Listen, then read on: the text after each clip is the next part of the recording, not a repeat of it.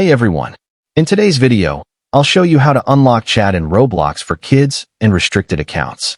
First, open the Roblox app and tap More in the bottom right corner of the screen. From the menu, go to Settings and then open Account Info.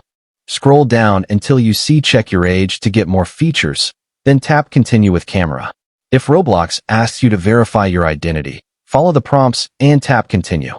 Make sure the device you're using has a working camera, then allow Roblox to access it if prompted.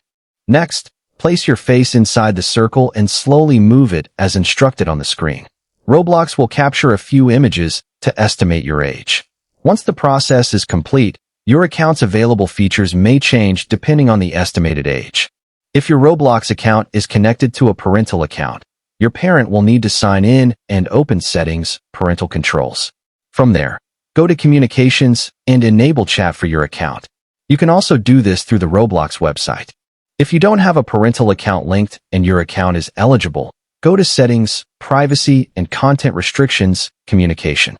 Open the Experience Chat or Game Chat settings and turn them on.